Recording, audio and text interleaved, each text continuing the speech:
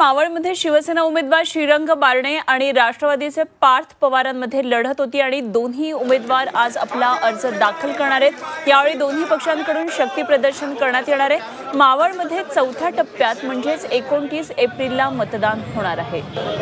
तत्पूर्वी काल मावळमध्ये श्रीरंग बारणे आणि जगताप यांच्यामध्ये मनोमिलन झालेलं आहे। एकंदरीतच मावळमधली ही हाय प्रोफाईल लढत असणार आहे। संपूर्ण महाराष्ट्राचे या लढतीकडे लक्ष आहे।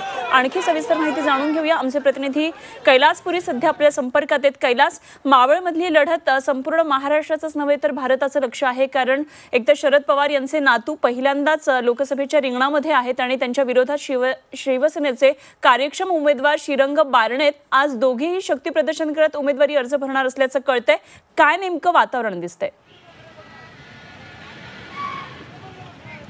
अनुपमा, काही वेळातच पार्थ पवार यांच्या रॅली सुरुवात होणार आहे। भव्य दुचाकी रॅली काढून मोठं शक्ती प्रदर्शन करत पार्थ पवार या ठिकाणी उमेदवारी अर्ज दाखल करणार आहेत। त्याचबरोबर शिवसेनेचे श्रीरंग बारणे तेही आजच उमेदवारी दाखल करणार आहेत। दोघांचाही प्रयत्न जास्तीत जास्त शक्ती प्रदर्शन करण्याचा आहे। पार्थ पवार यांचा उमेदवारी अर्ज दाखल करताना त्यांचे पिता जे आहेत, वडील जे आहेत अजित पवार, ते स्वतः या ठिकाणी उपस्थित राहणार आहेत आणि मोठ्या प्रमाणात राष्ट्रवादीकडून शक्ती प्रदर्शनाची तयारी जी आहे ते या ठिकाणी केलेली आहे। श्रीरंग बारणे यांचा उमेदवारी अर्ज दाखल करण्यासाठी आदित्य ठाकरे उपस्थित राहणार आहेत, इतरही शिवसेनेचे नेते असणार आहेत आणि दोघांकडून या ठिकाणी जो आहे तो मोठा शक्ती प्रदर्शन करण्याचा प्रयत्न केला जातोय।